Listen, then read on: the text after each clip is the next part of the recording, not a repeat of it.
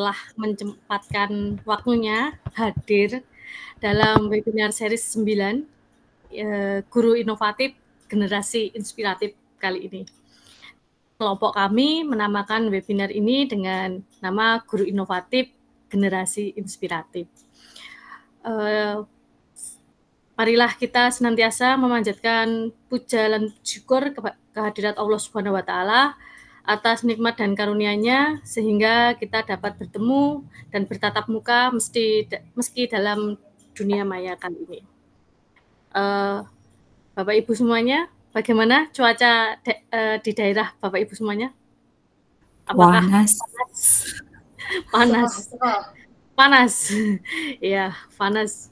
Sama Bu, di daerah saya ini juga panas. Namun meskipun cuacanya sangat panas, tidak menyurutkan semangat kita untuk terus belajar. Nah, untuk apa ya, supaya panas luar itu tidak mengganggu kita belajar, saya ada pantun. Siang-siang membeli es batu, supaya segar, ditambah sirup belewah. Meski sekarang hari Sabtu, tetap belajar tanpa lelah. Perkenalkan, saya Susi Anjar Purwani yang membawakan acara kali ini dan nanti juga sebagai narasumber. Selain saya juga nanti narasumber lainnya adalah Ibu Ana Maria, SPD, dan Ibu Susi Widyastuti, SPD. Acara webinar kali ini juga dihadiri oleh Ibu Yuli Nestiarum, SPD, selaku Duta Teknologi DIY tahun 2020. Nah, terima kasih Bu Yuli Nesti yang sudah menyempatkan hadir dalam webinar ini. Sebelum acara dilanjutkan ke pemaparan, kami mohon Ibu Yuli untuk memberikan sepatah dua patah kata penyemangat lah, pemaparan mungkin pengalaman Ibu ketika dulu di level 4 tahun 2020. Kepada Bu Yuli, kami persilakan. Terima kasih Mbak Susi. Sebenarnya saya bukan duta teknologi yang tampil pada siang hari ini ya, tapi karena memang Bu Rini terkendala mati lampu, sehingga saya diminta beliau untuk menggantikan beliau di posisi ini gitu ya. Baik, ini ibu-ibu semua, ada bapak-bapak satu ya. Baik Bapak Ibu sekalian, sebelumnya Assalamualaikum warahmatullahi wabarakatuh. Waalaikumsalam warahmatullahi wabarakatuh. Alhamdulillah pada kesempatan siang hari ini, hari terakhir ya, meskipun bukan paling akhir, jadi hari terakhir yang wajib di PMM itu hari ini, sehingga memang hari ini luar biasa ya, dari pagi sampai sore nanti saya ada agenda menemani teman-teman sahabat teknologi. Jadi aku baru tahu. Habis ini saya izin karena nanti jam 2 juga akan bergabung dengan para sahabat teknologi yang lain gitu ya, di agenda yang lain. Bapak Ibu sekalian, luar biasa di hari libur tidak mengenal libur gitu ya. Siang ini tetap berusaha untuk berbagi, berkolaborasi, belajar bersama untuk di forum ini maupun yang sudah dilakukan kemarin-kemarin gitu ya. Jadi ini adalah suatu implikasi dari kegiatan Bapak Ibu sahabat teknologi yang dari level 1 sampai level 3 merintis ya. Merintis usaha untuk belajar, kemudian di level 4 ini akan ditajamkan lagi dengan berbagi dan berkolaborasi. Karena apa yang sudah dipelajari selama level 1 sampai level 3 itu memang tidak untuk dimiliki oleh diri Bapak Ibu sendiri, tapi dibagikan kepada teman-teman yang lain. Agar supaya manfaatnya itu bisa dirasakan oleh Bapak Ibu yang lain juga gitu. Nah, untuk level 4 ini memang level yang paling tinggi gitu ya. Meski demikian sebenarnya tidak setiap daerah itu akan mendapatkan porsi level 4. Seperti misalnya di provinsi-provinsi baru di Papua, misalnya Papua Pegunungan atau Papua yang lain ya, provinsi yang baru, karena memang jumlah kuotanya tidak memenuhi standar untuk dibuka setiap provinsi itu 30 besar, maka daerah-daerah 3 provinsi yang terbaru itu masih disatukan ya. Jadi tidak tiap provinsi juga akan mendapatkan kesempatan diambil 30 besar gitu ya. Begitu juga dengan daerah Indonesia ini ya, Sekolah Indonesia Luar Negeri SELN. Itu karena kuotanya juga tidak memenuhi syarat, maka tidak dibuka untuk level 4 gitu ya. Yang di situ 30 besar di SELN. Jadi selamat Bapak Ibu yang sudah masuk ke 30 besar gitu ya. Untuk tahap berbaginya juga jangan kendor. Misalnya Bapak Ibu, kok peserta saya cuma sedikit gitu ya. Nah, itu jangan merasa kemudian wah ini pada tidak tidak respect misalnya, ya tidak juga gitu ya. Karena ukuran keberhasilan juga tidak ditentukan oleh banyaknya peserta gitu ya, tetapi kualitas berbagi yang ingin Bapak Ibu bagikan pada kesempatan siang hari ini. Nah, untuk level 4 sendiri memang tugasnya luar biasa ya. Selain menyusun praktik baik, kemudian dipraktikkan sendiri di kelas kita, di sekolah kita, kita juga harus bisa memaparkannya ke Bapak Ibu yang lain, diseminasi lah ibaratnya.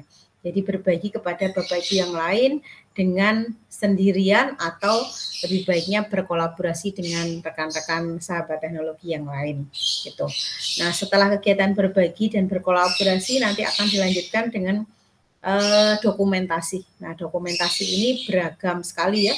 Bisa setiap harinya di sosial media dengan mempost flyer, diikuti dengan foto-foto dokumen, kemudian juga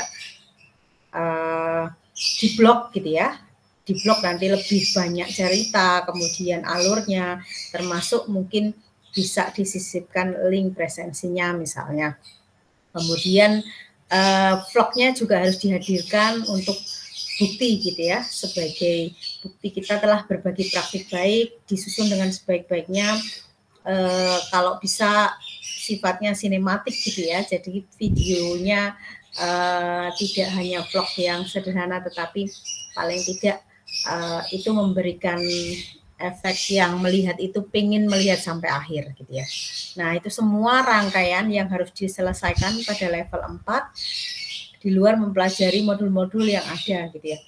Kalau untuk tahun ini ketika tidak diberikan ujian akhir itu alhamdulillah, karena tahun-tahun sebelumnya itu setiap level 4 juga selain mengumpulkan berbagai tugas tadi juga dilakukan ujian akhir gitu ya.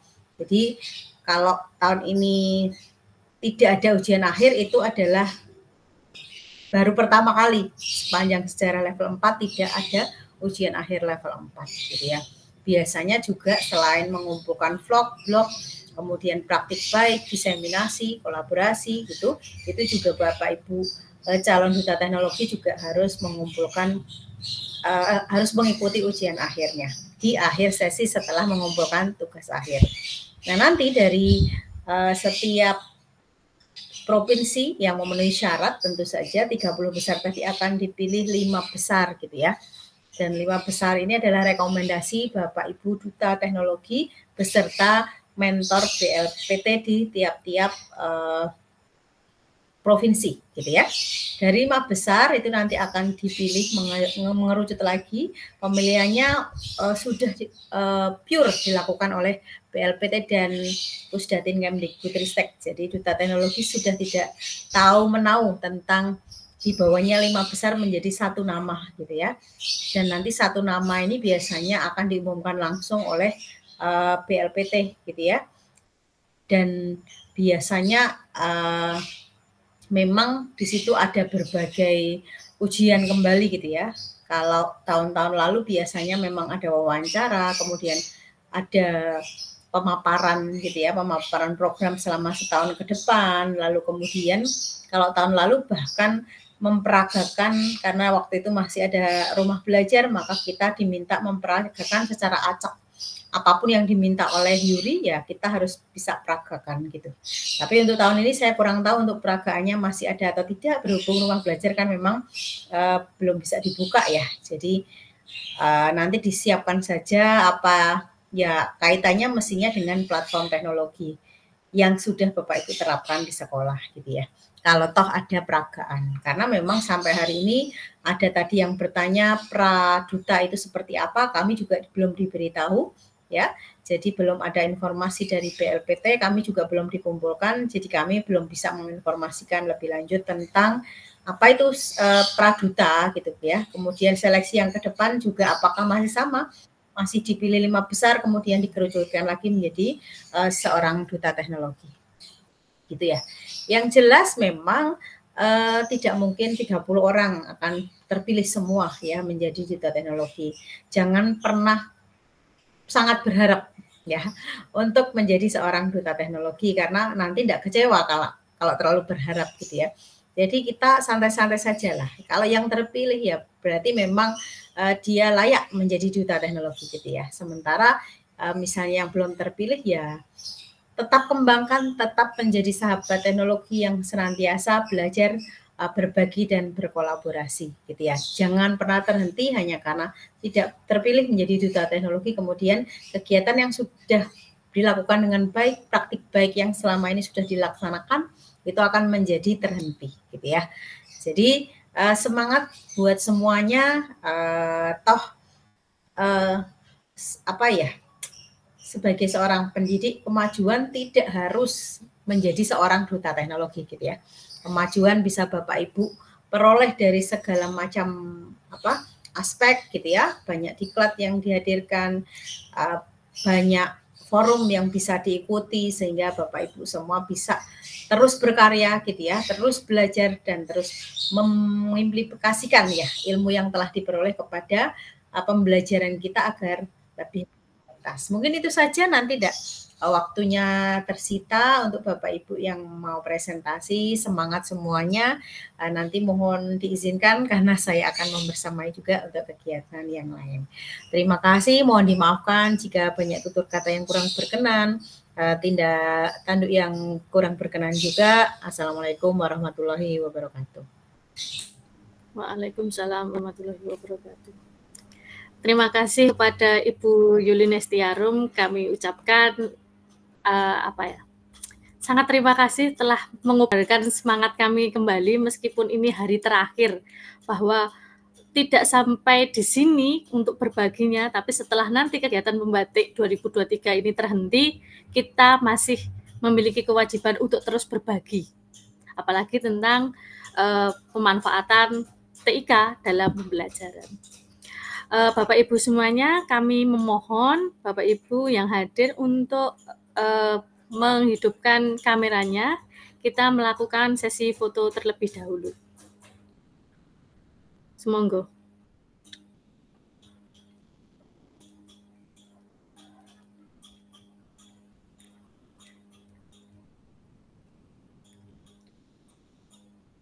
Sudah Bapak Ibu semuanya?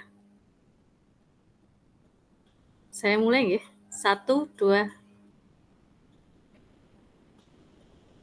3.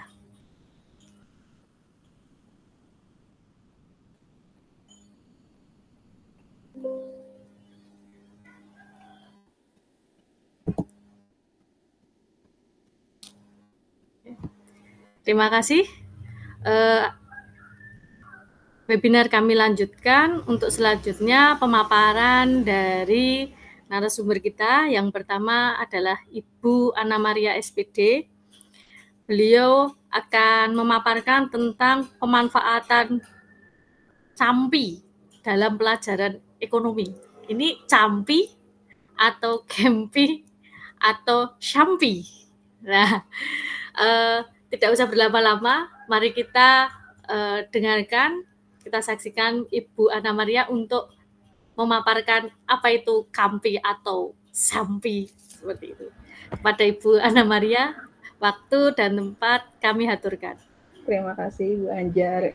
Sebenarnya biar agak-agak ke barat-baratan kita memanggilnya campi Bu. Saya coba share screen ya Bapak Ibu.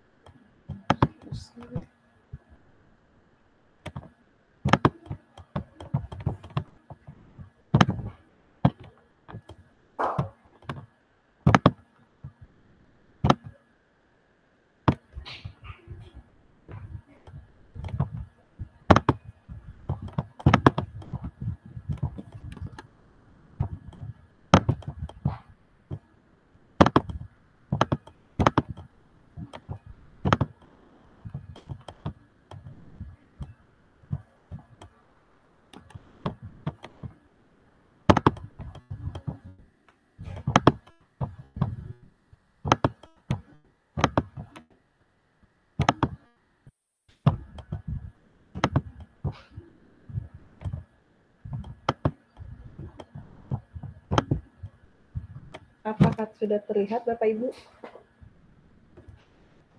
Ya, Sampun Bu. Sudah. Oke, hari ini saya akan mencoba memaparkan praktik baik saya tentang pemanfaatan Kempi dalam pembelajaran ekonomi SMA. Karena tadi Bu Anjar sudah memulai dengan pantun, saya juga mencoba untuk mempantun. Burung kenari, burung cendrawasih, terbang tinggi ke tanah Papua. Saya Ana, membersamai Bapak Ibu guru hebat, mau berbagi praktik baik saya. cakep. Perkenalkan, saya Ana Maria, guru ekonomi dari SMA Patria Bantul.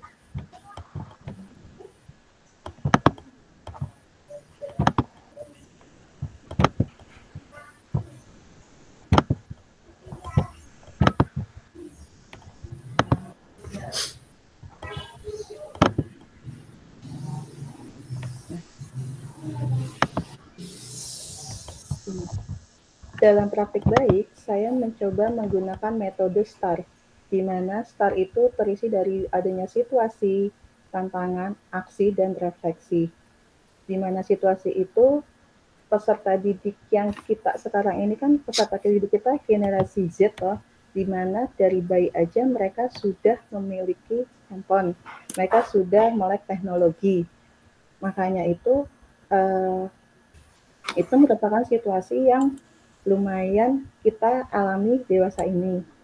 Terus tantangannya karena mereka lebih senang dengan handphonenya, maka guru itu suka di nomor sekian kan. Jadi ketika ada guru menerangkan di kelas, mereka lebih fokus ke handphonenya ketimbang ke gurunya. Makanya saya coba menggunakan praktik baik dari pengalaman saya di lab pembatik ini.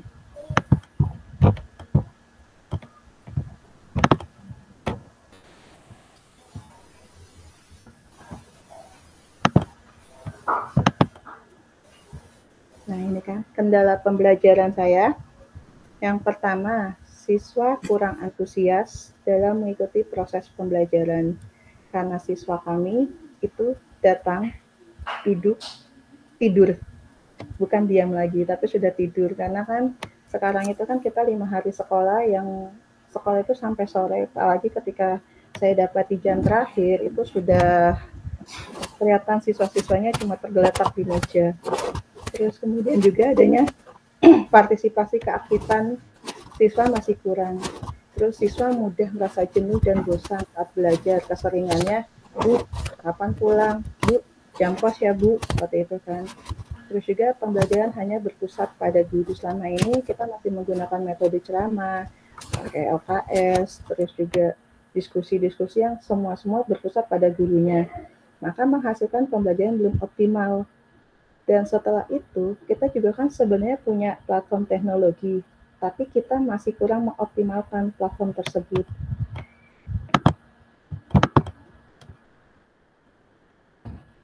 Nah, ini tantangan yang dihadapi. Pertama, kan sekarang itu kita diperkenankan untuk pembelajaran diferensiasi.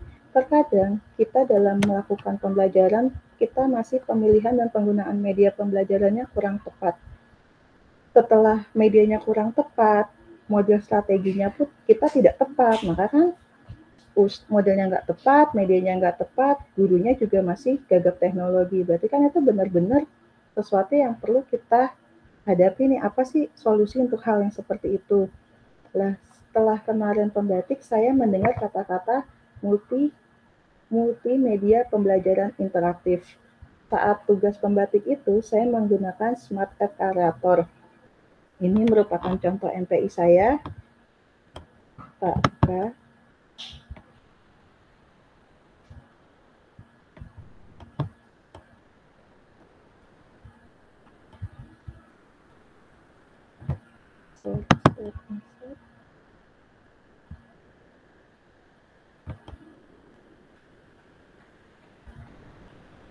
Ada, terlihat tuh Bapak Ibu? Nah, ini kan kemarin tugas pembatik saya, di mana saya menggunakan MPI dengan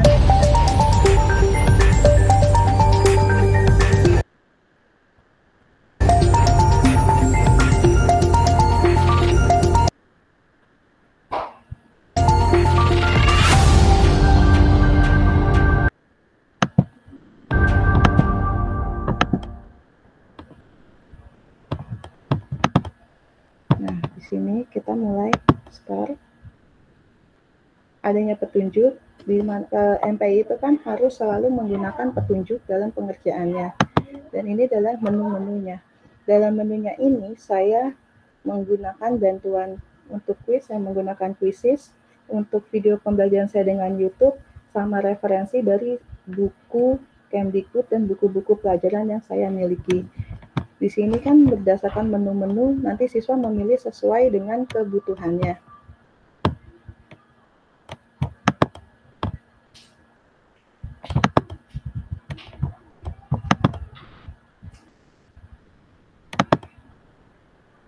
Nah, ini adalah dokumentasi pembelajaran saat saya mengenalkan MPI tugas pembatik level 3 saya kepada siswa kelas 10, karena saat itu kan materi saya adalah tentang pasar. Nah, kemudian ketika saya mengulang di kelas 10, ada anak kelas 11 yang iri. Kok di tempat mereka mainnya pakai handphone, mereka kok belajar, mereka kok bermain sambil belajar, mereka kok mainan handphone, kok nggak belajar gitu, pastinya mereka. Nah, kenapa? Sebab itu saya memanfaatkan Kempi. Kempi itu adalah Canva untuk multimedia pembelajaran interaktif. Kenapa harus Canva? Karena Canva itu mudah, banyak elemen-elemen menarik, terus fiturnya banyak, aksesnya juga free, terus kita kan difasilitasi akun belajar ID, dengan Canva juga mendorong kreativitas siswa dan adanya fasilitas Chromebook. Kebetulan sekolah kami adalah salah satu yang menerima pemanfaatan Chromebook, makanya dalam pembelajaran saya mengaplikasikan Chromebook dalam pembelajaran. Kenapa saya menggunakan Canva daripada Smart App Creator? Karena yaitu, kalau Smart App Creator itu kan aplikasi yang harus kita download. Sementara Canva itu kan Canva yang sudah difasilitasi pemerintah, makanya saya masih menggunakan Canva. Saat penggunaan Canva kemarin, saya menggunakan Project Based Learning. Ini saya juga sempat membuat multimedianya lewat Canva. Dan saya menggunakan Project Based Learning dengan sintak-sintak memberi pertanyaan stimulus, melakukan perencanaan, penjadwalan, pembuatan proyek, presentasi, dan evaluasi. Karena kemarin itu waktunya tidak sampai presentasi, kita hanya sampai pembuatan proyek. Ini adalah dokumentasi pembelajaran. Jadi dari awal siswa saya berikan, nah ini kan siswa saya fasilitasi dengan Chromebook masing-masing. Jadi masing-masing siswa masuk dengan akun belajar ID-nya. Kan sekarang yang memiliki akun belajar ID kan tidak hanya guru, tapi siswa juga punya. Nah, mereka menggunakan akun belajar ID-nya dan memanfaatkan Canva untuk membuat peta konsep. Peta konsep sesuai dengan LKPD yang saya berikan.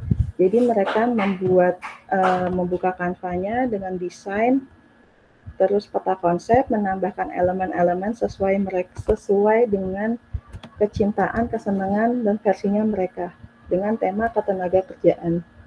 Ini salah satu contoh peta konsep yang sudah siswa kerjakan, tapi belum dipresentasikan. Nah, salah satu manfaat Canva lagi, Canva itu kan kita bisa ber-share tanpa di-download. Ini salah satu yang sudah dikerjakan sama siswa.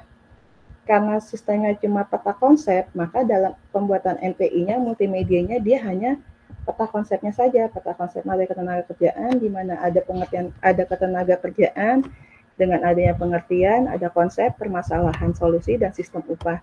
Jadi ketika kita ngeklik pengertian, maka akan muncul pengertian tenaga kerjaan adalah, gitu. Terus setelah itu kembali lagi, terus dia nanya lagi, nah selain pengertian ada apa lagi dalam ketenaga kerjaan? Oh, ada masalahnya, permasalahannya seperti ini. Ini adalah pembuatan project MPI versi siswa dengan amat sangat sederhana. Itu kemarin saya 2 jam pelajaran, mereka siswa bisa menyelesaikan ini.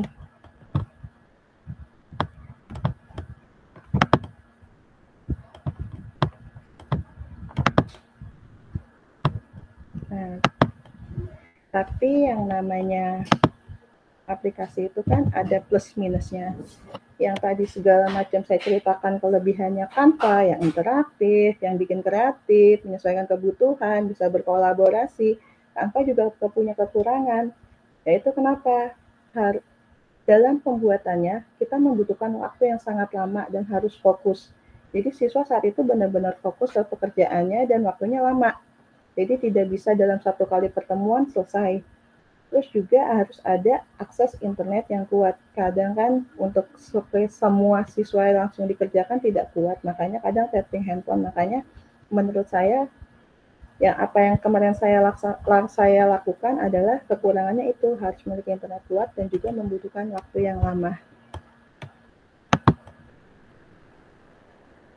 Nah, ingat teknologi itu hanya sebagai teman, sebagai pelengkap dalam pembelajaran. Tetap kita guru adalah penggeraknya. Maka untuk melakukan itu kita harus menguatkan ekosistem digital pendidikan dengan berkarya dan berbagi untuk mewujudkan merdeka belajar. Demikian, terima kasih pemaparan dari saya. Saya kembalikan ke Ibu Anjar.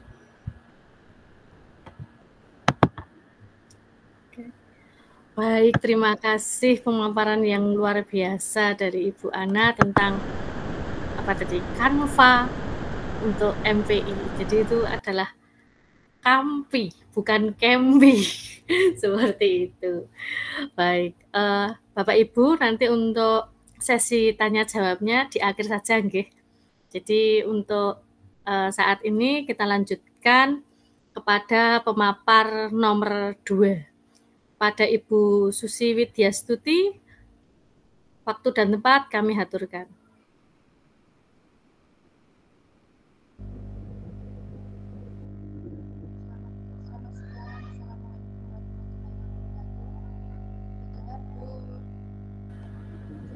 Suaranya tidak terdengar, Bu Susi. Kurang keras.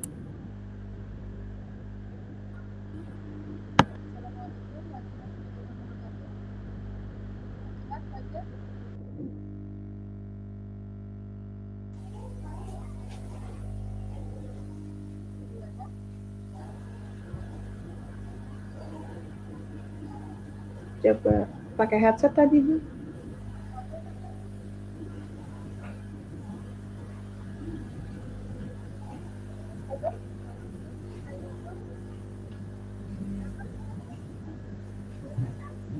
Apa dilepas headsetnya, Bu? Tadi bisa masuk Bu Susi?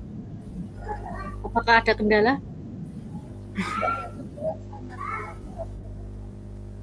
Bagaimana?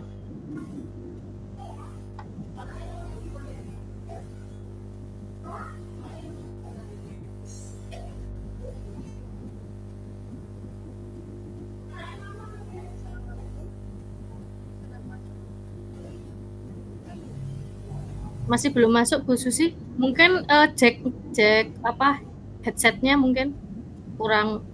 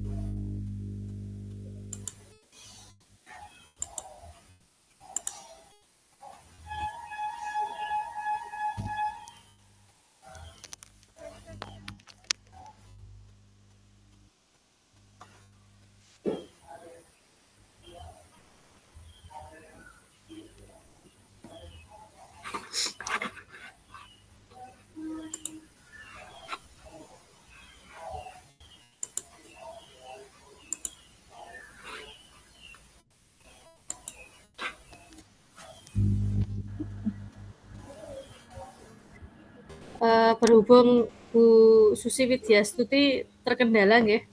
Nanti sambil menunggu Bu Widyastuti bisa mempersiapkan secara teknis, maka webinar ini saya lanjutkan dengan pemaparan dari saya.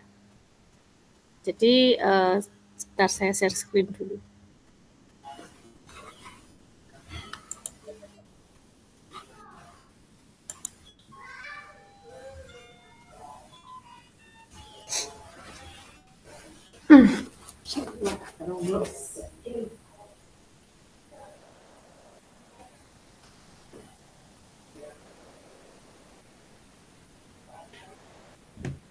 Apakah share screen saya sudah dapat terlihat?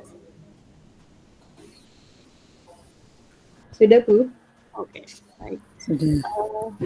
Jadi saya perkenalan terlebih dahulu nggih. Nama saya Susi Ajar Purwani, saya seorang guru bahasa Jawa dari SMK Negeri 1 Seyegan.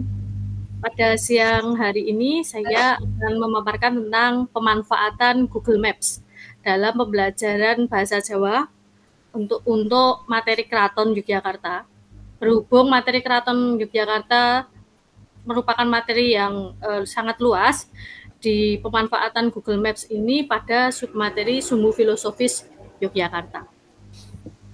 Nah, latar belakangnya adalah yang pertama adalah TIPEK atau TPACK, di mana pembelajaran sekarang menggunakan atau berhubungan langsung berkaitan dengan teknologi pedagogical content and knowledge. Jadi pengetahuan tidak hanya pada isi atau konten, tapi juga bisa terintegrasi dengan teknologi.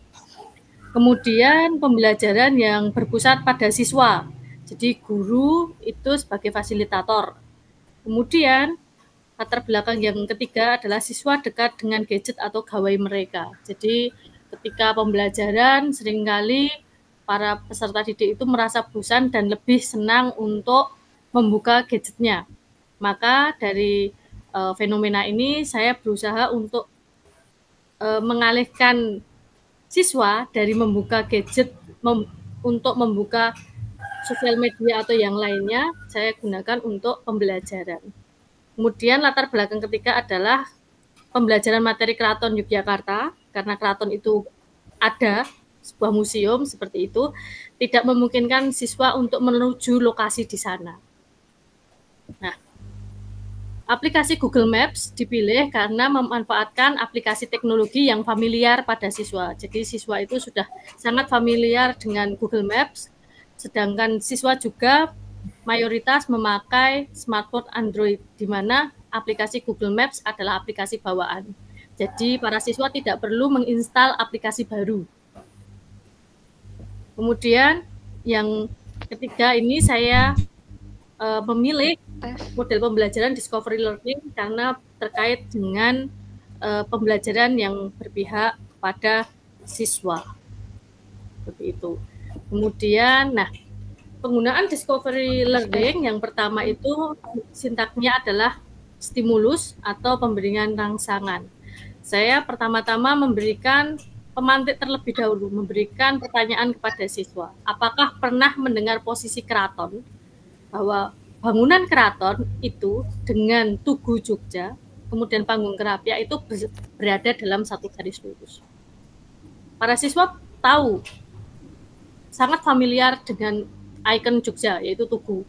Kemudian tahu dengan keraton, ada keraton, karena memang istimewa Yogyakarta, di mana keistimewaan itu sekaligus ada raja dari kerajaan Yogyakarta. Kemudian ada Panggung Kerapia. Nah, bangunan Panggung Kerapia ini yang banyak para siswa itu belum tahu. Nah, ketika ditanya tentang satu garis lurus, itu ada pertanyaan yang kreatif dari siswa. Apakah benar, Bu, itu dalam pernyataan bahwa ketika ditarik garis lurus itu memang beneran Keraton Yogyakarta itu lurus dengan Tugu dan lurus dengan Panggung Kerapia. Nah, itu juga menjadi pertanyaan-pertanyaan yang timbul ketika saya memberikan pemantik ini. Dan dari situ saya bisa menjelaskan bahwa jika memang tidak lurus secara ukuran lurus seperti itu, tetapi pernyataan bahwa Tugu Jogja, Keraton Yogyakarta, dan Panggung Krapyak itu adalah satu garis lurus, itu sudah ada dalam Perda Daerah Istimewa Yogyakarta nomor 4 tahun 2011 tentang tata nilai budaya Yogyakarta. Jadi saya mengajar bahasa Jawa itu juga menyangkut tentang nilai-nilai budaya yang ada di Yogyakarta.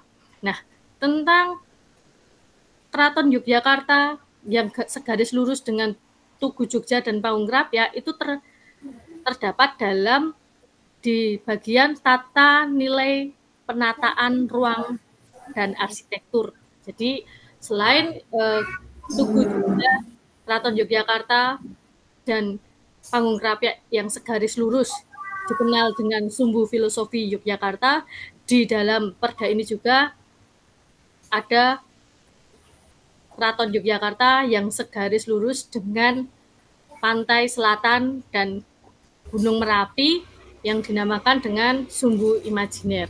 Seperti itu. Jadi ketika saya menerangkan tentang ini atau memberikan penjelasan, itu bisa diberikan secara bisa ada dasarnya seperti itu. Kemudian yang kedua, identifikasi masalah. Jadi di sini saya membuat kelompok-kelompok dalam kelas, kemudian siswa terbagi kelompok untuk menjelajah Sumbu Filosofi Yogyakarta dengan Google Maps. Bapak Ibu guru bisa lihat penggunaan Google Maps-nya seperti ini, di sebelah ini. Jadi anak bisa menggunakan dengan gadgetnya, kemudian bisa menjelajah. Nah, penjelajahannya seperti ini, sederhana. Nah, dari sini ketika Panggung Krapyak ke arah keraton itu memiliki nilai-nilai filosofis yang tergambar dalam tumbuhan atau vegetasi serta tempat-tempatnya. Nah, para siswa ini mengidentifikasi selanjutnya. Nah, selanjutnya itu mengidentifikasi tentang tumbuhan atau vegetasi sepanjang Sumbu Filosofis Yogyakarta. Kemudian yang kedua, mencari bangunan atau tempat sepanjang Sumbu Filosofis Yogyakarta. Jadi para siswa mengumpulkan tumbuhan-tumbuhan apa yang mereka lihat sepanjang jalan itu menggunakan Google Maps, kemudian bangunan apa saja yang mereka lihat dari situ.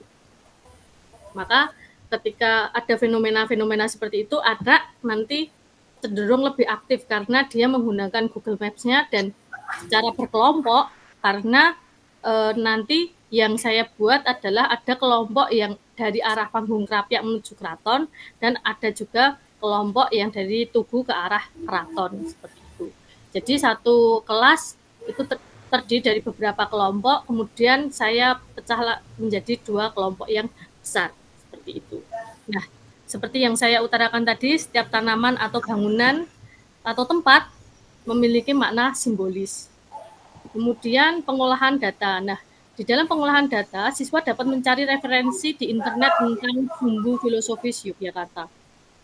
Dari Panggung Krapyak misalnya ke keraton itu banyak sekali tumbuhan, tetapi tidak semua tumbuhan itu masuk dalam Sumbu Filosofis Yogyakarta.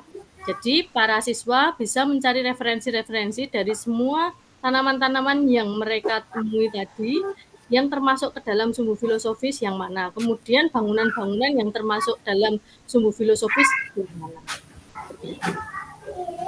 Kemudian di saat pembuktian, seperti itu, pembuktian, para siswa melakukan presentasi di depan kelas. Kemudian di saat generalisasi, itu guru bersama siswa menyimpulkan makna Sumbu Filosofis Yogyakarta, di mana saya temui di kelas bahwa siswa itu tahu keraton, tahu, Tugu Jogja tahu, yang asing itu adalah Panggung Krapyak. Kemudian dari sini tentang tumbuhan-tumbuhan dan bangunan itu para peserta baru tahu bahwa penanaman tumbuhan atau vegetasi-vegetasi di sepanjang jalan dari Krapyak ke keraton misalnya di jalan di Panjaitan itu ternyata tidak sembarangan. Itu harus diatur tanamannya apa saja yang boleh dan dilindungi oleh Sumbu Filosofis ini. Kemudian misalnya di jalan antara Keraton Yogyakarta dengan jalan sampai di keraton itu, Tugu Jogja sampai keraton itu juga memiliki makna filosofis. Misalnya Tugu Jogja sampai ke stasiun Tugu itu namanya Jalan Margo Utomo, kemudian ada Malioboro, kemudian Margomulyo, Pangurahan sampai ke alun-alun utara seperti itu. Jadi di sini kami membuat kesimpulan bahwa setiap yang ada di sumbu filosofis Jogja ini memiliki makna seperti itu. Kemudian kelebihan dan kekurangan. Nah, kelebihan dari pembelajaran ini yang pertama adalah siswa lebih aktif dalam pembelajaran karena berkelompok, kemudian membuka Google Maps yang biasanya mereka gunakan untuk share lokasi, kemudian dalam bentuk street view seperti itu. Nah, di dalam pembelajaran ini selain street view juga ada gambar-gambar atau foto-foto yang dikumpulkan oleh Google untuk digunakan dalam pembelajaran. Kelebihan kedua, Google Maps adalah aplikasi familiar yang terinstal bawaan smartphone Android. Kemudian kekurangannya adalah yang pertama memerlukan kuota dalam pembelajaran. Jadi ketika kemarin pembelajaran dilakukan, ada siswa yang tidak memiliki kuota, kami minta untuk tethering bersama teman-teman. Kemudian yang kedua, smartphone yang layar kecil itu gambar yang terkena di dalam layar itu ada yang tidak jelas seperti itu. Nah, demikianlah pemaparan dari saya tentang praktek baik pemanfaatan Google Maps dalam pembelajaran bahasa Jawa. Baik, untuk sesi tanya jawab nanti kita ada di akhir. Demikian pemaparan dari saya. Selanjutnya oleh Ibu Susi Widyastuti. Pada Bu Susi Widyastuti, waktu dan tempat kami aturkan. Terima kasih.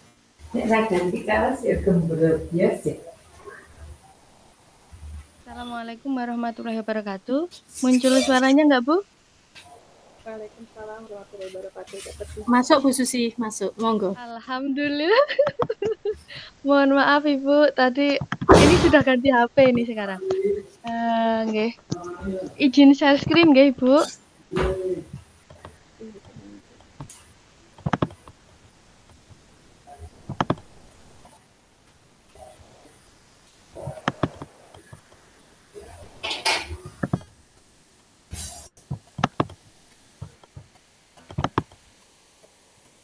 Tampak, Bu?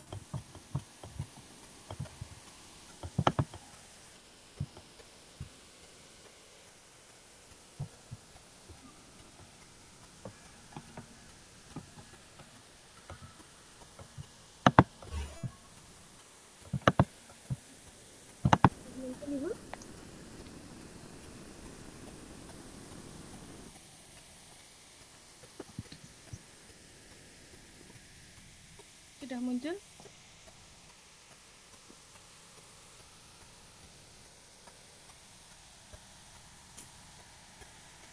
Lanjut, sudah muncul belum nih? Kan screen-nya nih?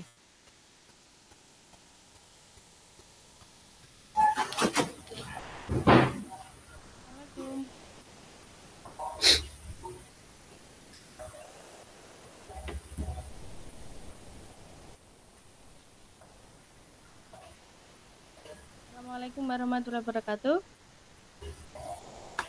Waalaikumsalam warahmatullahi wabarakatuh. Perkenalkan, nama saya Susi Widyastuti. Saya lahir di Bantul tanggal 12 Maret 1992. Sekarang saya tinggal di Prenggan, Palbapang, Bantul. Kebetulan sekarang saya ngajar di SMK Negeri 1 Pundong. Saya guru produktif di Teknik Elektronika. Latar belakang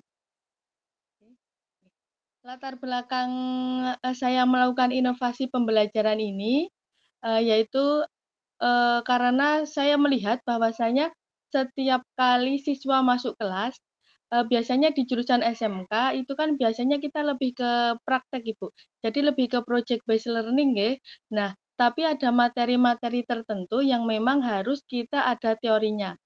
Padahal pada kenyataannya siswa itu, akan on atau akan konsentrasi itu mungkin hanya 30 menit lah maksimal jika hanya menerima materi, Bapak Ibu.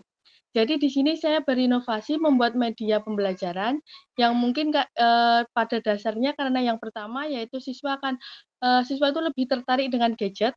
Jadi mungkin, setiap pembelajaran paling nanti ada aja dia anak-anak itu megang HP, misal entah itu lihat, jam atau entah itu nanti sembunyi-sembunyi main game, atau mungkin nanti, buka-buka sosial media, pokoknya ada aja mereka tertarik dengan gadget. Yang kedua, mengikuti perkembangan teknologi, Bu. Jadi kita sebagai guru sebaiknya memang mengikuti teknologi yang, sedang berkembang saat ini. Jadi tidak akan ketinggalan zaman, mungkin bahwasanya kita mengikuti alur atau arus siswa, seperti itu. Kemudian yang ketiga, inovasi media pembelajaran yang menarik. Mungkin di sini saya bermaksud agar siswa lebih tertarik di mata pelajaran teoritis, terkhusus yang mata pelajaran produktif karena kita akan lebih ke proyek, Bapak Ibu. Kemudian yang keempat, yaitu pembelajaran yang biasa bisa diakses di mana saja dan kapan saja. Jadi sewaktu-waktu siswa mau membutuhkan materi atau pengen belajar, dia biasanya kan mungkin mager buka buku atau dan lain sebagainya, dia langsung buka HP seperti itu. Lanjut mana? Kemudian dari latar belakang tersebut, di sini ada solusinya. Saya membuat solusi yaitu membuat inovasi media pembelajaran yang menarik dan mengintegrasi TIK. Tentunya kok HP itu adalah salah satu media komputer, termasuk komputer juga ya Bapak Ibu. Jadi bagaimana HP itu bisa diakses oleh siswa untuk proses pembelajaran. Yang kedua, media yang saya buat menggunakan smart aplikasi kreator. Yang ini cocok untuk proses pembelajaran kalau menurut saya di jurusan saya itu untuk pelajaran teori. Kemudian media pembelajaran yang dapat diinstal di HP sehingga siswa dapat belajar di mana saja dan kapan saja. Alasan saya memilih media interaktif ini yaitu menurut Molenda yang pertama, siswa dapat berinteraksi langsung dengan komputer sebagai bagian dari kegiatan pembelajaran. Karena HP adalah bagian dari komputer, makanya saya membuat media pembelajaran yang bisa diakses di HP, di mana di situ ada materinya, ada video pembelajarannya, kemudian ada kuisnya, ada referensinya, dan lain sebagainya. Kemudian yang kedua, membangun guru dan siswa untuk menjaga informasi tentang pembelajaran dan memandu proses pembelajaran. Kemudian yang ketiga, menelaah kebutuhan belajar siswa. Jadi untuk saat ini siswa membutuhkan media atau proses pembelajaran yang memang basically bisa diakses di mana saja atau mungkin yang bisa diakses di HP, kalau menurut saya seperti itu. Lanjut, Bu. Kemudian ini tampilan awal dari media pembelajaran saya yang berbasis SAC, yaitu pada materi komponen elektronika aktif dan elektronika pasif pada mata pelajaran penerapan rangkaian elektronika. Keunggulan dari SAC ini yaitu yang pertama, dapat diinstal di HP, nanti dalam bentuk aplikasi, kemudian dapat diinstal di laptop dalam bentuk shortcut. Yang ketiga, HTML bisa dimasukkan linknya di website. Kemudian dapat diakses di mana saja dan kapan saja. Kemudian waktu belajar yang fleksibel. Kemudian pembuatannya cukup mudah karena pada basicnya asalkan kita sudah memiliki icon-iconnya yang bisa ditampilkan di SAC, tentunya saya membuat iconnya yang pertama kali saya masuknya di Canva, Ibu. Di Canva, baru di Canva dibuat icon, kemudian baru dimasukkan atau ditempel di SAC. Kemudian yang perlu ditingkatkan pada media pembelajaran saya yaitu yang pertama, karena kemarin itu sempat kita aplikasikan ke siswa ataupun ke Bapak Ibu guru. Jadi di media pembelajaran saya itu tidak ada peringatan tanda keluar. Misalkan kita back itu tidaklah si media pembelajaran langsung keluar. Jadi tidak ada peringatan misalkan apakah Anda yakin keluar dari aplikasi ini ya? Itu tidak ada. Jadi mungkin besok akan saya tambahkan untuk peringatan itu. Kemudian jenis pertanyaan lebih bervariasi. Jadi media pembelajaran yang saya buat kemarin memang pertanyaannya kurang begitu banyak dan kurang bervariasi. Yang ketiga adalah untuk info penggunaan aplikasi juga belum ada. Mohon maaf Ibu, terdengar suara mesin kayu mboten nggih? Enggak, Bu. Oke, saya lanjut nggih. Kemudian kemarin saya aplikasinya ke proses pembelajaran based learning karena materinya adalah teori. Karena biasanya ketika di produktif kita lebih sering ke project based learning, jadi nanti membuat suatu alat dan lain sebagainya. Nah, kalau untuk ada beberapa materi atau yang hanya menggunakan teori saja. Jadi karena kita sistemnya sudah blok nggih Ibu nggih di tempat kami. Jadi kalau pas blok produktif itu mulainya dari jam 7 sampai jam 3 itu blok produktif terus. Jadi kalau untuk diberi materi teori mungkin anak-anak akan jenuh kalau tidak ada atau tidak ada proyek atau tidak ada permasalahan yang harus diselesaikan. Kemudian saya menggunakan problem based learning di mana sintaknya adalah menyajikan masalah. Masalah yang saya buat kemarin adalah saya memberikan blok televisi analog. Jadi di situ siswa memilih komponen-komponen yang antara komponen aktif dan komponen pasif. Kemudian yang kedua, siswa juga harus bisa membaca nilai pada setiap komponen tersebut. Misalkan resistor, itu ada kode warnanya, nilainya berapa. Kapasitor ada kodenya, nilainya berapa, seperti itu. Kemudian mengorganisasikan kelompok. Sebelum pengorganisasian kelompok, sebenarnya saya beri asesmen awal, yaitu menggunakan kuisis. Selanjutnya baru pengorganisasian kelompok atau memilah kelompok itu yang pertama saya membuat menggunakan Google Sheet, Bapak Ibu, menggunakan Google Sheet. Jadi siswa saya minta saya sajikan blok televisi, kemudian saya minta untuk menuliskan sebanyak-banyaknya komponen yang diketahui. Nah, dari situ kita akan tahu kompetensi awal siswa, apakah siswa sudah paham antara komponen aktif dan pasif. Biasanya ada beberapa siswa yang sudah tahu, ini namanya resistor, Bu, ini namanya kapasitor, dan lain sebagainya. Nah, sebanyak-banyaknya, kemudian nanti satu kelompok terdiri dari 2 anggota yang memang sudah bisa dan 2 anggota yang memang butuh pendampingan. Jadi nanti satu kelompok bisa saling join, saling memberi tutor sebaya seperti itu. Kemudian nanti diskusi kelompok. Kemudian di diskusi kelompok inilah nanti media pembelajaran yang saya buat mereka gunakan karena di dalam media pembelajaran yang saya buat itu terdiri ada materi dan ada videonya juga. Jadi di situ bisa dipakai untuk referensi siswa untuk membuat pemecahan masalah karena saya sengaja memang pemecahan masalahnya anak-anak boleh browsing, boleh menggunakan media yang saya gunakan, ataupun boleh membuka materi atau buku. Seperti itu. Kemudian penyusunan solusi. Di sini penyusunan solusinya saya menggunakan Canva, anak-anak membuat Canva, kemudian nanti presentasi di depan. Refleksinya nanti saya gunakan juga menggunakan kuis yang ada di media pembelajaran. Kemudian peningkatan berpikir kritis di mana nanti saya menyampaikan bahwasanya komponen aktif maupun komponen pasif itu bisa dibuat suatu alat karena dasar dari pembuatan alat misal seperti amplifier atau mungkin seperti TV musik box dan lain sebagainya itu berawal dari komponen-komponen kecil-kecil tersebut.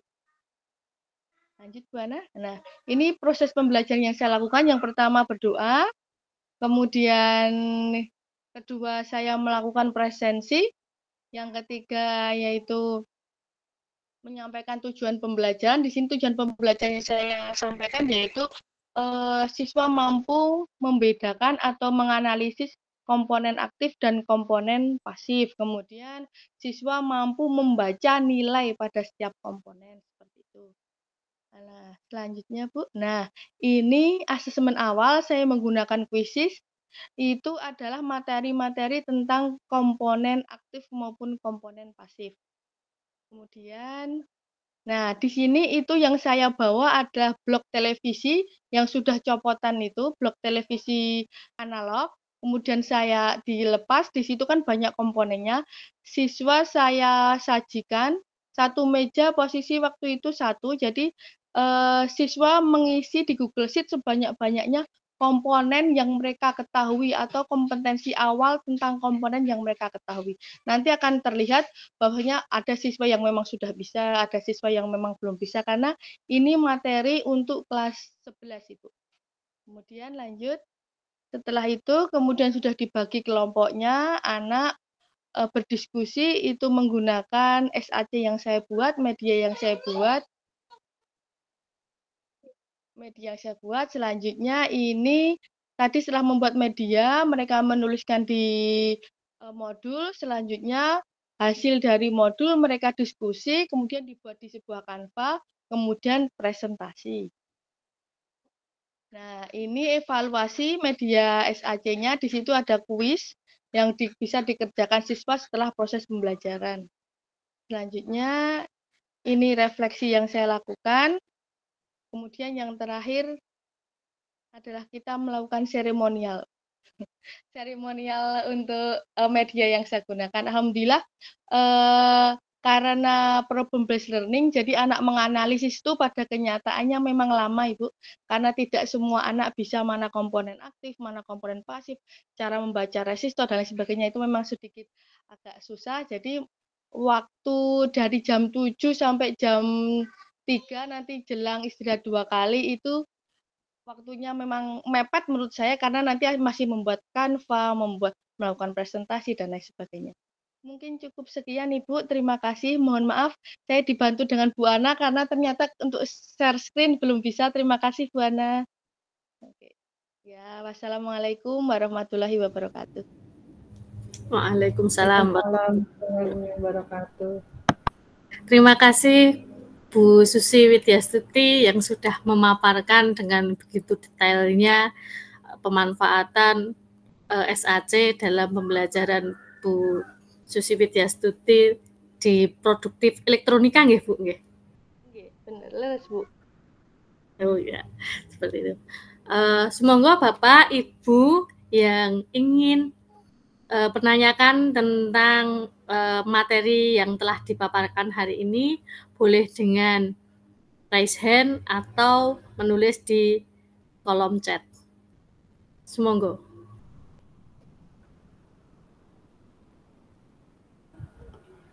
Mengingatkan juga Bapak Ibu jangan lupa untuk presensinya.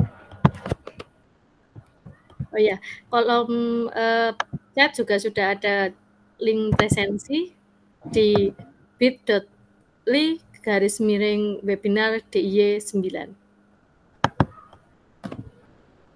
Semoga Bapak Ibu, adakah yang ingin menanyakan? Boleh raise hand atau di kolom chat.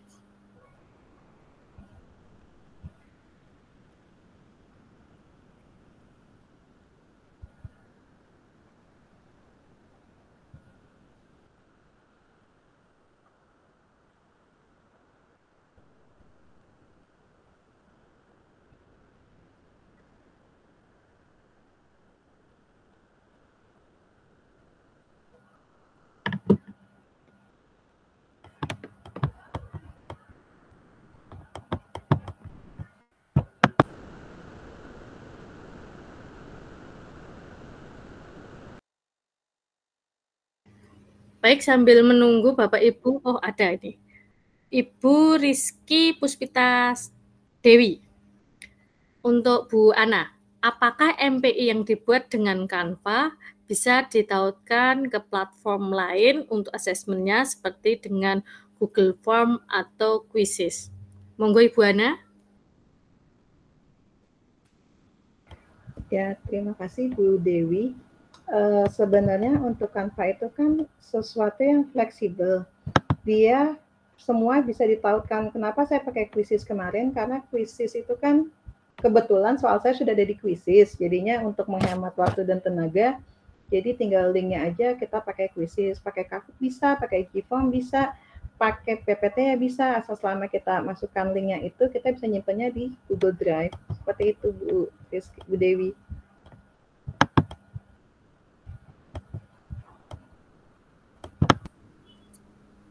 Begitu Bu Rizky Puspita Dewi, mungkin jika kurang jelas bisa raise hand, seperti itu, untuk lebih jelasnya. Atau kalau sudah jelas, monggo Bapak Ibu yang lain. Apa perlu kita tutorial menautkan? Bu Ana, mungkin lebih jelas lah kalau misalnya ada sekalian tutorialnya, mungkin menautkan Canva ini ke Quizzes Google Form atau Google Form seperti itu. Oke, saya coba share screen ya.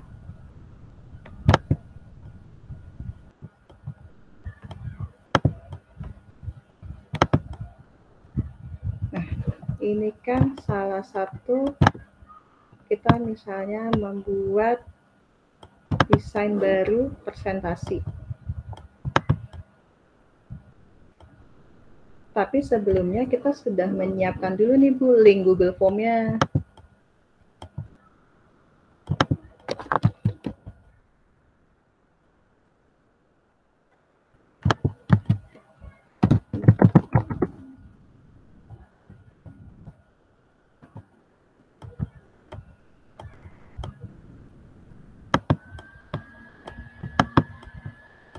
Kita membuat presentasi.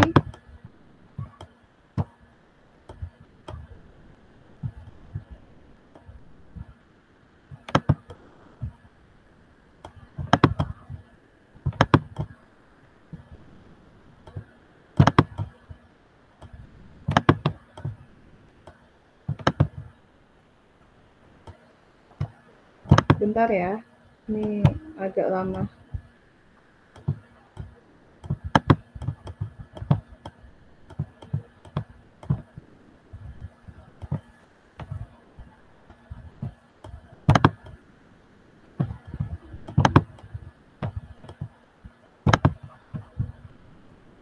Saya coba share screen lagi.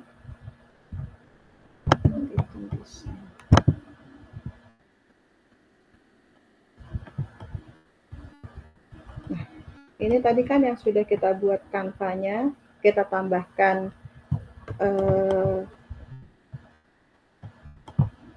buat baru, kita pilih presentasi, dan seperti ini kan yang kosongnya. Jika kita mau dengan cepat, kita pakai desain, karena kita hanya menglinkkan saja. Misalnya saya saja nggak Bu Dewi, kita pakai ini, ceritanya saya sudah buat nih. Terus di sini kata-kata classroom-nya saya ganti dengan post-test-nya. Saya ganti post-test. Sambil saya kasih gambar lagi.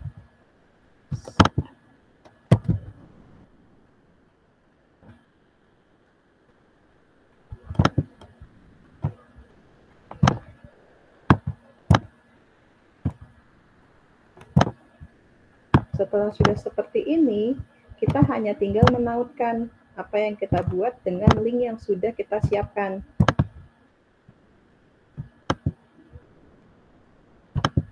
Coba saya stop share, saya lihatkan share.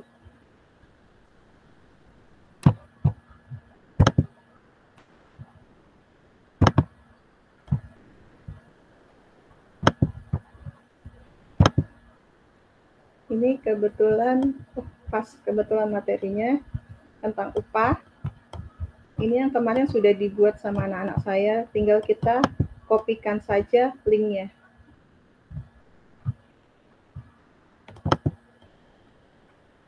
kita send, kita copy link.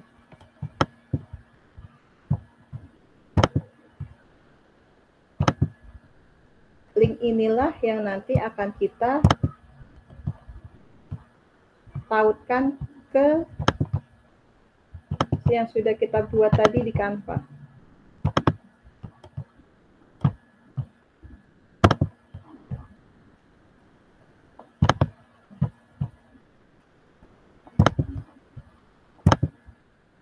Di sini kita klik gambarnya atau tulisannya, terus kita kasih di titik 3 sini ada link. Terlihat Ibu? Nah, tinggal kita kopikan link yang tadi kita sudah buatkan. Seperti itu, nanti ketika kita mempresentkan, maka link tersebut akan muncul.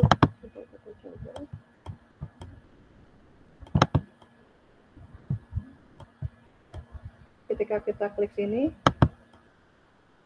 maka akan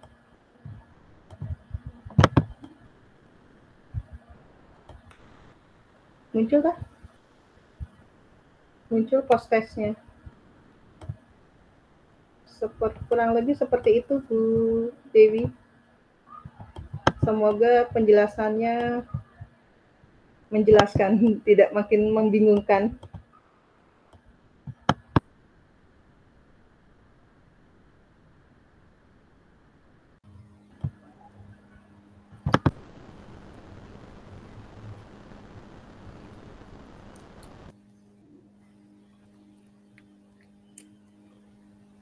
Terima kasih Bu Puspita Dewi, sudah sangat jelas tutorialnya. Bagus. Nah, kemudian Bapak Ibu yang lain, monggo yang ada pertanyaan terkait dengan pemaparan hari ini, masih ada waktu. Monggo.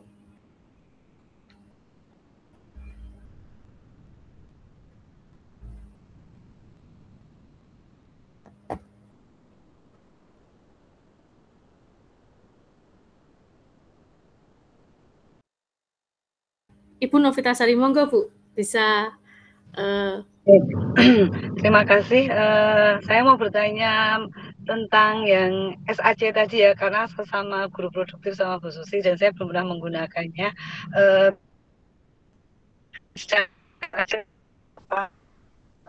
Kemudahan-kemudahannya ataupun yang kira-kira di sekolah yang sinyal internetnya itu agak susah. Terima kasih.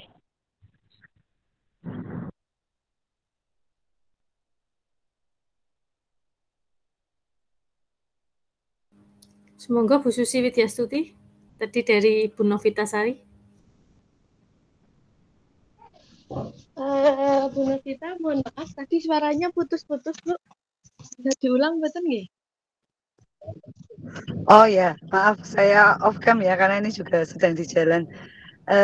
Jadi untuk SAC tadi kan saya agak putus-putus juga mengikutinya gitu loh Bu. Jadi kalau misalkan untuk guru produktif itu apakah memang paling mudah itu menggunakan aplikasi yang paling mudah digunakan untuk menerangkan ke siswanya itu apakah menggunakan SAC tersebut atau bagaimana, dan apakah ada kendalanya kalau misalkan sinyalnya agak susah, itu ada kendala ke siswa atau enggak? Terima kasih. Terima kasih Bu, terima kasih informasinya. Pertanyaannya, jadi gini Bu, untuk SAC itu sebenarnya tidak terkendala dengan sinyal Ibu, karena nanti kan diinstal di HP. Itu dalam bentuk aplikasi, bisa jadi outputnya bisa dalam 3, yaitu bisa dalam 3, yaitu 5. Mohon maaf.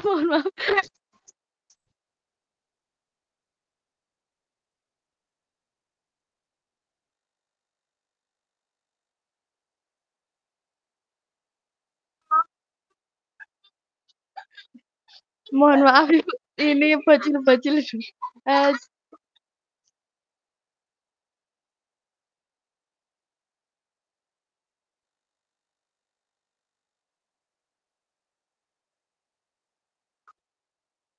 Jadi untuk aplikasi SAC itu sebenarnya dapat di-output dalam 3 bentuk, yaitu yang pertama bentuknya HTML bisa dimasukkan di website, Kemudian yang kedua bentuknya adalah aplikasi, jadi bisa diinstal di HP. Kemudian yang ketiga adalah bentuknya shortcut, bisa langsung dibuka menggunakan komputer.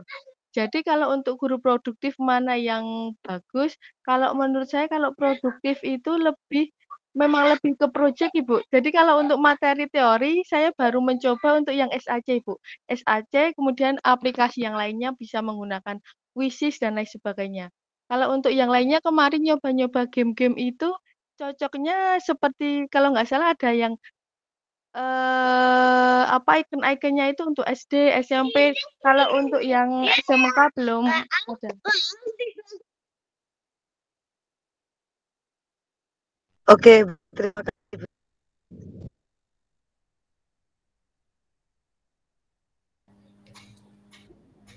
Monggo, oh ini ada pertanyaan di kolom chat. Bu Anjar mau tanya tentang Google Maps. Apakah bisa diterapkan di semua mata pelajaran?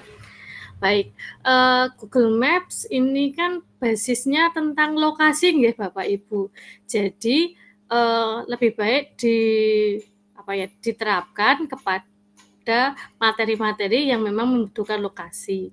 Misal, ketika pembelajaran sejarah, kita akan membicarakan tentang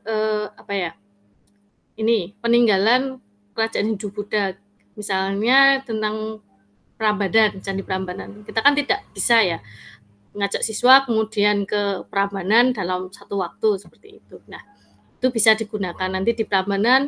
Kita memanfaatkan aja dari foto-foto yang sudah dikumpulkan oleh Google di dalam Google Maps seperti tadi. Seperti itu. Jadi kalau di semua mata pelajaran mungkin bisa, tapi ini untuk misalnya melihat 3D atau hanya rute.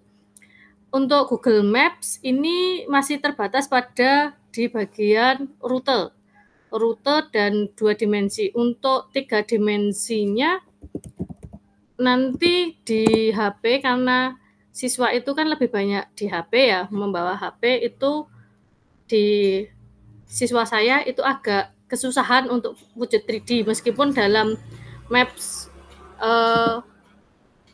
website atau di maps.google.com itu sudah bisa untuk yang 3D, tapi kalau di dalam kelas masih kurang seperti itu. Begitu, Pak Patria, apa siapa ini? Apa Bu Patria? Baik, monggo Bapak Ibu yang lain. Jadi kalau di Google Maps ini kan sebenarnya saya itu inspirasinya kalau dulu waktu belajar di kuliah gitu kan ada yang namanya metode karya wisata. Tapi kan kita tidak bisa kan setiap kali pelajaran dengan materi misalnya berhubungan dengan keraton ini kita mengajak siswa, yuk kita ke keraton seperti itu. Hanya dalam waktu 2 jam pelajaran kemudian ke keraton itu kan jauh dari tempat saya di Seyegan. Nah, berawal dari situ kemudian mengulik tentang Google Maps, ternyata ada gambarnya, ada rutenya. Kalau biasanya anak-anak itu kan Sherlock gitu ya. Jadi berawal dari situ saya kelihatannya ini bisa ini untuk pembelajaran. Ada gambar yang diberikan oleh Google, kemudian sesuai dengan rutenya kita bisa melihat kanan dan kiri seperti itu. Itu awal-awal saya bisa memilih Google Maps seperti itu. Ada pertanyaan lain, Bapak Ibu, monggo. Masih ada waktu kurang lebih 7 menit ini.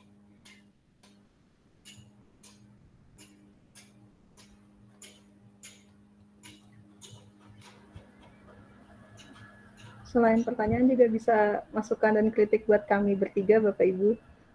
Siapa tahu ada yang mau memberikan testimoni supaya kami bisa lebih baik lagi. Iya, masukan sangat kami butuhkan Bapak Ibu semuanya, karena kami bertiga, saya, Bu Susi Anjar, Bu Ana Maria, Bu Susi Widyastuti itu baru pertama kali ikut pembatik. Nggih Bu nggih. Jadi baru pertama kali ikut membatik langsung bisa sampai ke level 4. Jadi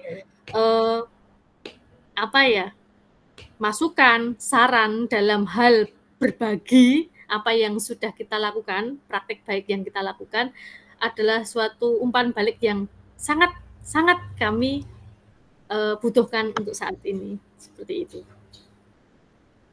Monggo Bapak Ibu.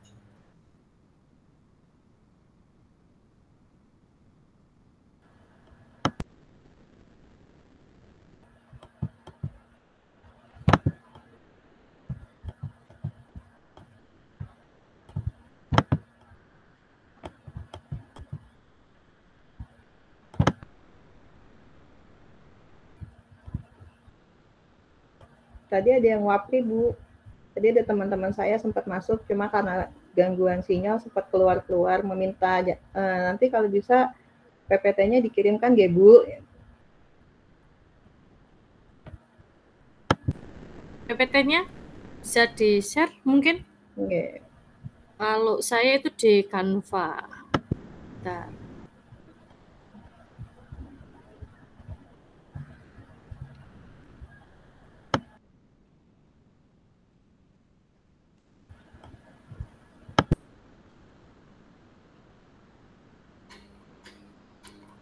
Baik, untuk PPT saya, ini gambaran tentang praktik baik saya kirim ke link saja nggih, tapi ini link desain Canva.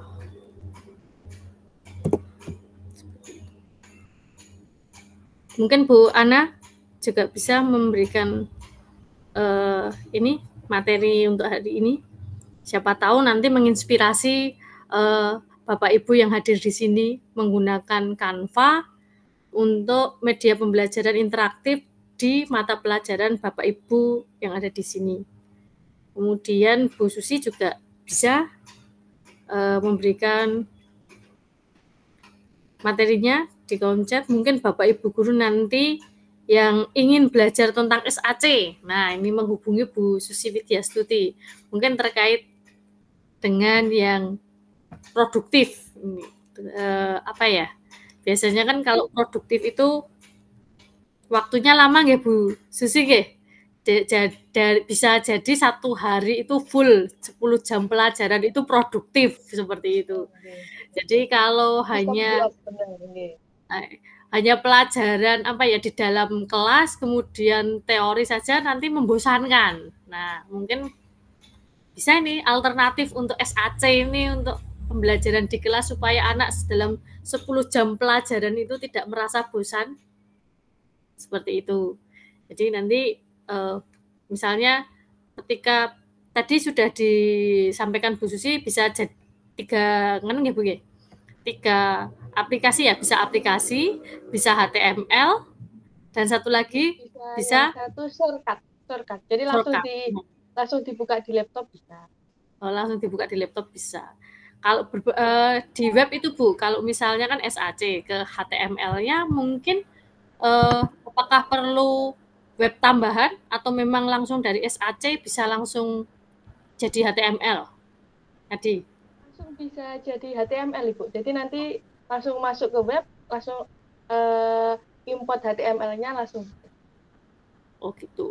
Kalau misalnya Ibu, ini jadi kita cerita-cerita ya. Misalnya, ya kita cerita berbagi saja. Kalau tadi kan Bu Ana Maria bagaimana membagi di Canva itu ke Google Form ya. Misalnya dari Bu Susi Widyastuti tadi kan apa ya SAC ke HTML-nya itu kan bisa di-embed mungkin di sekolah-sekolah yang lain itu sudah menggunakan LMS misalnya. LMS yang berbasis Moodle misalnya. Apakah ada bisa di-embed atau enggak di-embed itu? Kalau masuk di LMS-nya belum pernah nyoba, Bu. Cuman kemungkinan bisa kalau sudah bentuknya HTML gitu. Oh, seperti itu. Nah, ini kan jadi misalnya satu apa ya? Oh, iya, bisa dicoba benar Bu, benar. Nah, iya kan? Iya kan? Jadi kalau di sekolah-sekolah lain itu, maksudnya sekolah lain selain sekolah saya mungkin menggunakan LMS seperti itu kan jadi satu pintu nanti di dalam pembelajarannya. Ketika blended learning, anak-anak misalnya satu pelajaran mapel misalnya bahasa Jawa ini. Nah, saya menggunakan SAC ini. Siapa tahu nanti bisa di-embedkan di situ jadi anak sekali buka langsung bisa permainan, langsung buka bisa soal-soalnya. Jadi satu kesatuan seperti itu. Nah, mungkin nanti kalau Bu Susi Widyaswiti sudah mengeksplor lagi, bisa. Saya mau loh Bu, saya mau loh berbagi belajar tentang SAC karena dari kemarin SAC saya kan pakai yang trial. Dan itu kan udah selesai 30 hari nih. Kalau yang berbayar kan lumayan kemarin yang edu kayak sekitar 1,7. Nah, 1 juta lebih kemarin itu. Makanya kalau sampai bisa di-embedkan ke apa namanya ke LMS nanti kan lebih enak lagi. Siswa tidak perlu buka-buka aplikasi yang lain, sekali buka langsung LMS-nya pakai user dan password mereka masing-masing sudah langsung satu kesatuan itu. Berarti SAC jenengan difasilitasi nggak Bu? Enggak, ini juga trial Bu, cuma sekarang itu masih bisa digunakan itu padahal udah lebih 1 bulan. Kalau kemarin saya mencoba yang Canva itu saya tempelkan ke mana itu ke Google Site itu belum bisa ya. Yang pakai embed. Iya, itu ini belum udah 14.30. Oh ya, sudah sampai ke 14.30 ya. Wah, kita sudah membersamai Bapak Ibu guru yang hebat-hebat ini untuk belajar bareng. Jadi kita sebagai apa ya? Kalau dibilang narasumber itu kok kalau saya pribadi itu masih jauh kurang sekali. Hanya apa ya? Bercerita, apa yang sudah kita lakukan, pengalaman kita di kelas dengan berbagai latar belakang siswa yang mungkin berbeda-beda. Dengan mungkin saya SMK, Bu Susi Widyaswiti juga SMK, mungkin siswanya juga berbeda-beda.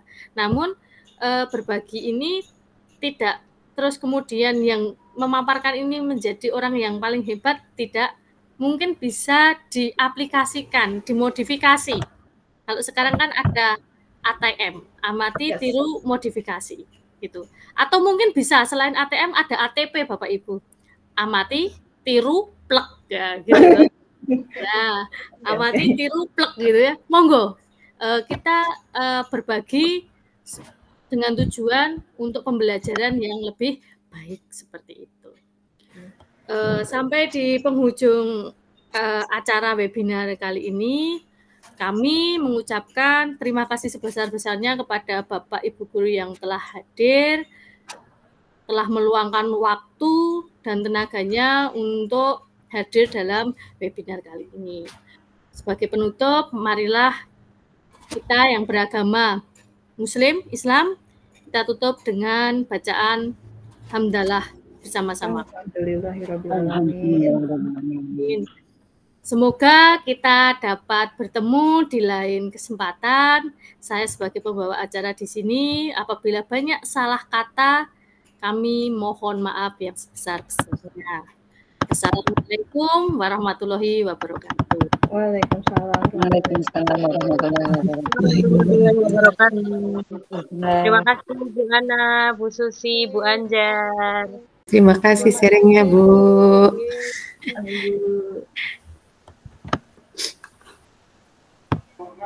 Bu Ana bisa rekornya bisa dimatikan.